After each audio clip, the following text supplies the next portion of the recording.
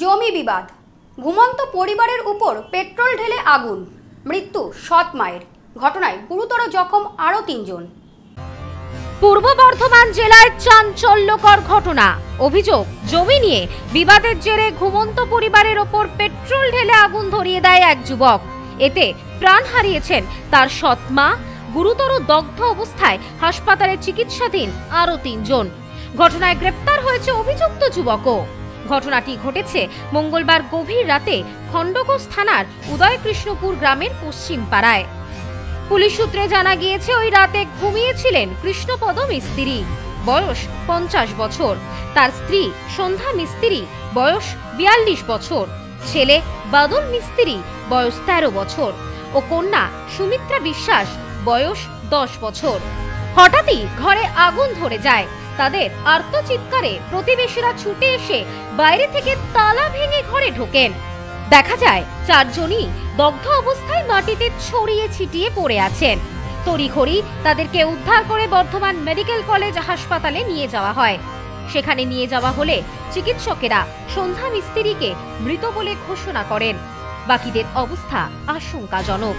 ঘর থেকে শব্দ হচ্ছে, আমাকে বাঁচাও, আমাকে বাঁচাও। আমি বাইরে বেরিয়ে দেখি ধুমধাম আগুন জ্বলছে আর কি। এবার আমার স্বামীকে বলছে যে তাড়াতাড়ি বেরো, আগুন লেগে গেছে গ্রামে। তখন বেরিয়ে আমি বলছি, গ্রামে কে কোথায় আসো, তাড়াতাড়ি এসো, আগুন নিয়ে সব পুড়িয়ে গেল। এসে আমাদের পাইপ মোটর থেকে পাইপ দিয়ে জল দিয়ে আগুনটা নেভানো হলো। যেয়ে ঘরের মধ্যে যেয়ে দেখলাম 2টো মানুষ একবারে পড়ে আছে। না, ভিতরের বাইরে দেখে তালা দিয়ে আসি।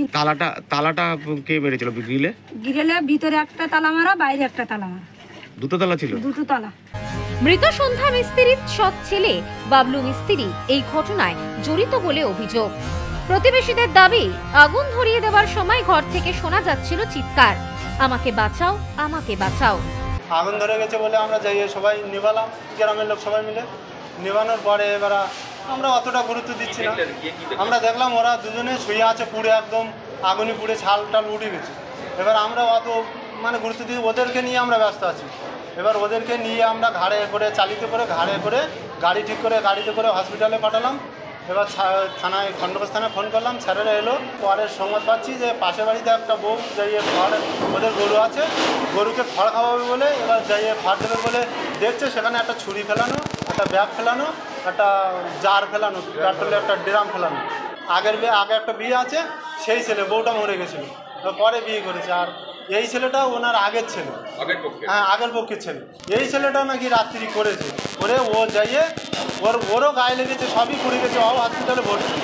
এবার ও যাইয়ে ঘরের মধ্যে গিয়ে ঘুমিয়ে আছে। আমরা তো অত জানি না। কেউ একজনা ফোন করছে যে বাদলের ওরকম হাত পা পড়ে গেছে। ঘটনার পরই বাবলুকেও আটক করেছে খণ্ডঘোষ থানার পুলিশ। জানা গিয়েছে, আগুন ধরানোর সময় তিনিও গুরুতরভাবে দগ্ধ হয়েছেন। বুধবার সকালে ঘটনাস্থল পরিদর্শন করেন SDPO Abhishek Mondal, circle inspector Tapan Kumar Basak ও খণ্ডঘোষ থানার ওসি অনুপ বিশ্বাস। এছাড়াও এলাকায় পৌঁছায় স্থানীয় বিধায়ক নবীন চন্দ্র বাগ। ইতিমধ্যেই ঘটনার তদন্ত শুরু করেছে পুলিশ।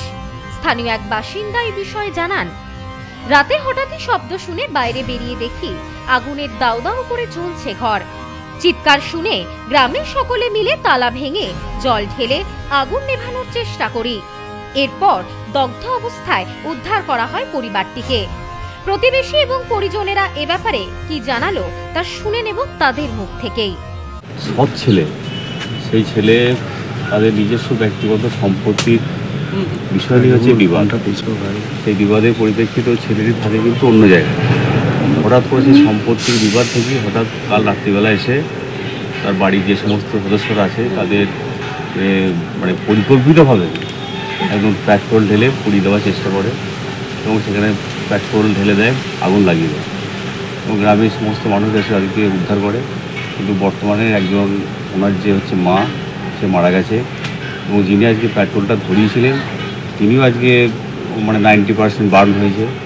বাকি যা সদস্য আছে তারা বর্ধমান মেডিকেল কলেজ হাসপাতালে ভর্তি হয়েছেন। রাত 2টা নাগাদ আমরা হঠাৎ মাত্র চেল্লাচিল্লি আওয়াজ পেয়ে যাই।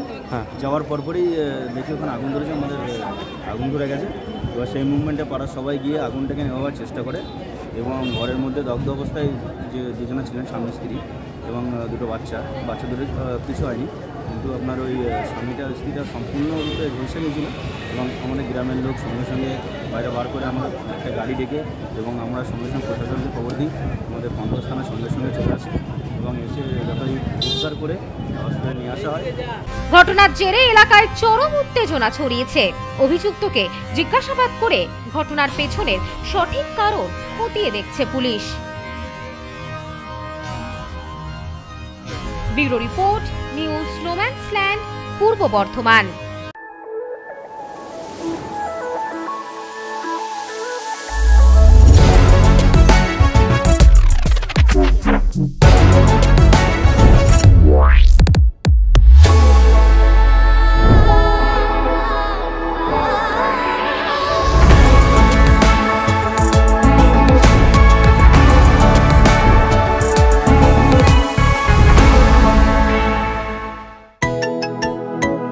Vivo,